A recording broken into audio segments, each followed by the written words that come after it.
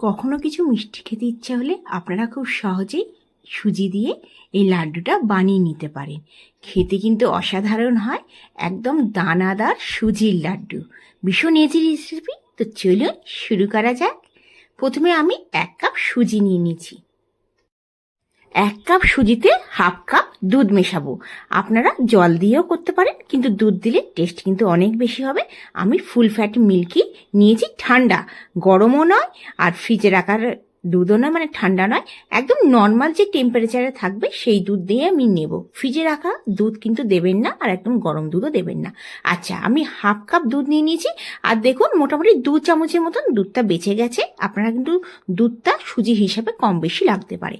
আচ্ছা, এবার আমি এতে দেব 2 চামচ সর, মানে মালাই। আমি ফুল ফ্যাট মিল্ক ইউজ করি, তাতে আমি 2 চামচ সর ইউজ করব। আচ্ছা, আপনারা সরের জায়গায় মনে করেন সর নেই, আপনারা পাউডার মিল্ক ইউজ করতে পারেন। পাউডার মিল্ক দিলেও বেশ টেস্টটা বাড়বে, আর সর দিলেও টেস্টটা বাড়বে। আচ্ছা, হাত দিয়ে ভালো করে আমি মেখে নেব। একটু মাখালে না নরম হতে হবে, দেখুন একদম শক্ত মাখবেন না, তাহলে কিন্তু কী হবে, আমি 10 মিনিটের জন্য রাখবো, তাতে কিন্তু সুজি আরও শক্ত হয়ে যাবে।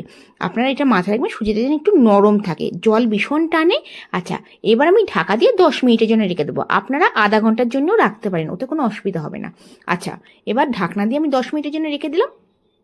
10 মিনিট পর ফিরে আসছি। দেখুন সুজিতে কিন্তু অনেকটা জল টেনে নিয়েছে, এই জন্যে সুজিতে একটু বেশি করে দুধটা দিতে হবে, যাতে একটু সুজিটা নরম থাকে। আচ্ছা, আমি হাফ চামচেরও হাফ দিলাম ঘি। আপনারা ঘিয়ের জায়গায় রিফাইন অয়েল দিতে পারেন। একটুখানি হাতে যদি চ্যাটচ্যাট লাগে কিংবা নরম যদি বেশি লাগে ডোটা, তখন একটুখানি ঘি কিংবা রিফাইন অয়েলটা দিয়ে দিতে পারেন। আচ্ছা, আমি ভালো করে হাত দিয়ে এটাকে একটুখানি মেখে নেব। মেখে নিয়ে আর 2 ভাগে আমি ভাগ করে নেব। আপনাদের যদি সুজি বেশি থাকে তাহলে 3 ভাগে ভাগ করতে পারেন, আমি 2 ভাগে ভাগ করে নেব। এই দানাদার সুজির লাড্ডুটা একবার বানিয়ে দেখবেন, অসাধারণ লাগে। কেউ বুঝতে পারবে না যে সুজি দিয়ে এত সুন্দর লাড্ডু বানানো যায়। ভীষণ ইজি। আপনাদের ঘরে কোনো আত্মীয় স্বজন এলো, লোকজন এলো, আপনার চটপট বানিয়ে নিতে পারেন। আচ্ছা, 2 ভাগে ভাগ করে আমি রুটির মতন বেলে দেবো, কোনো অসুবিধা নেই। মানে একটুখানি টেরা বেঁকা হলেও কোনো অসুবিধা হবে না, যে করে হোক আপনারা যেরকম হোক একটু বেলে নেবেন। আমি দেখুন খুব একটা পাতলা করিনি, এটা মাথায় রাখবেন যে রুটির মতন যেরকম রুটি হয় সেরকমই আমি বেলে নেব।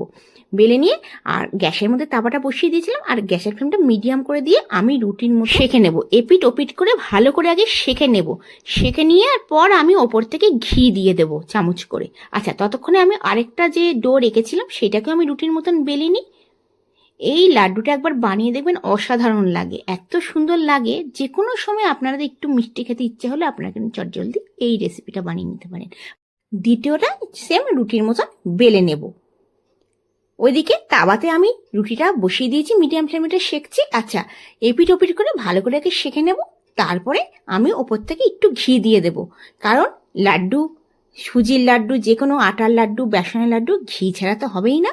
একটু করে আমরা ঘি দিয়ে দেবো। অবশ্যই আপনারা ঘি ইউজ করবেন, কোনো রিফাইন অয়েল কিন্তু ইউজ করবেন না। আচ্ছা, দেখুন আগে ভালো করে রুটিটা সেঁকে নেব।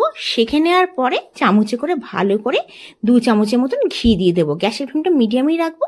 ঘিটা দিয়ে ভালো করে আগে ওপরেও ঘি দিয়ে দেব, সাইডেও দিয়ে দেব। দেওয়ার পরে ভালো করে আগে রুটিটাকে সেঁকে নেব। ঘি কিন্তু দেবেন, খেতে কিন্তু অসাধারণ লাগে। আচ্ছা, এবার যে কাঁটা চামচ আছে, কাঁটা চামচ দিয়ে আমরা এটা কি করব, ফক দিয়ে এটাকে আমি একটু ফুটো ফুটো করে দেবো। তাতে কি হবে, ঘিটা যে দেওয়া হবে ঘিটা ভেতরে যাবে, নরম হবে, ঘিটা যাওয়ার পর টেস্টও হবে, আর লাড্ডুটা ভীষণ দানাদার হবে। একবার অবশ্যই এই প্রসেসে বানিয়ে দেখবেন, আপনারা রোজ এরকম বানিয়ে খাবেন। মানে যে কোনো সময় মিষ্টি খেতে হচ্ছে হলে হেলদি ওয়েতে আপনারা কিন্তু এইভাবে বানিয়ে নিতে পারেন। ভীষণ ইজি। গ্যাসের ফ্লেমটা মিডিয়াম করে আপনারা এই রুটিটা সমানে মানে ওপর দিকে, তারপর উল্টে পাল্টে দুদিকেই আমরা কিন্তু ফক দিয়ে ভালো করে এটাকে মানে কেটে কেটে ফুটো ফুটো বানিয়ে মানে করে দেবো। দেখুন, আর গ্যাসের ফ্লেমটা মিডিয়াম করেই এই রুটিটা কিন্তু সেঁকতে হবে। গ্যাসের ফ্লেম কিন্তু হাই করা চলবে না, তাতে কি হবে, রুটিটা পুড়ে যাবে।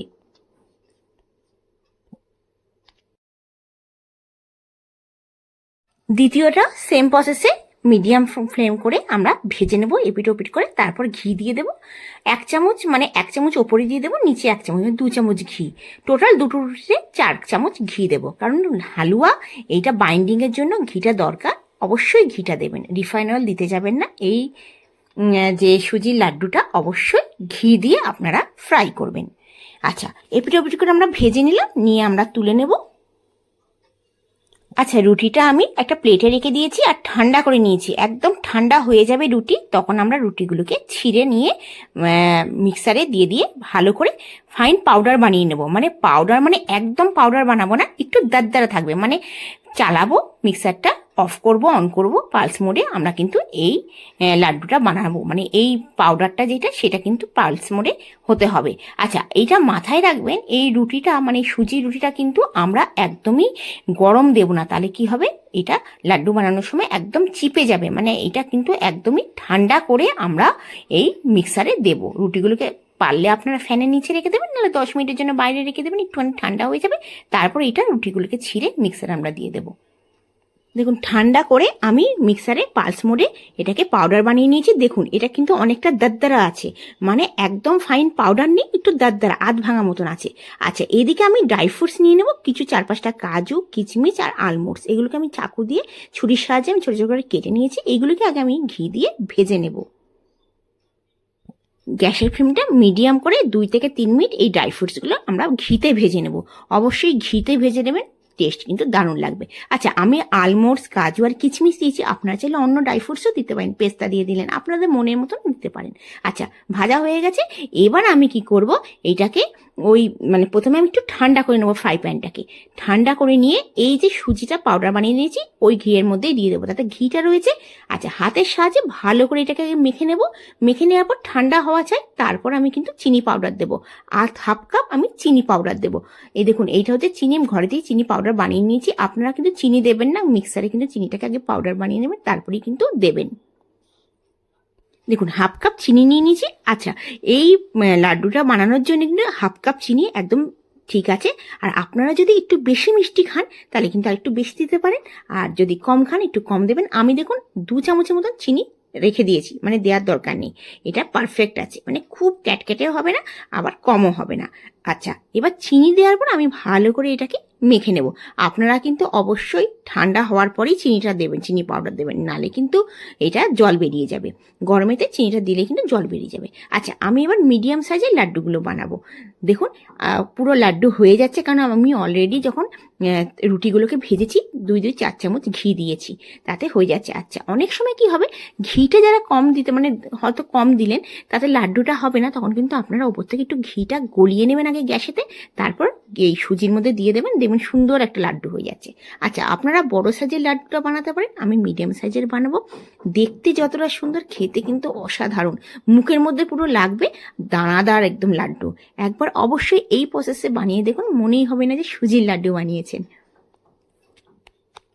আপনাদের যদি ভিডিওটা ভালো লেগে থাকে অবশ্যই লাইক করবেন, বন্ধু বান্ধবের কাছে অবশ্যই আমার চ্যানেলটিকে শেয়ার করবেন।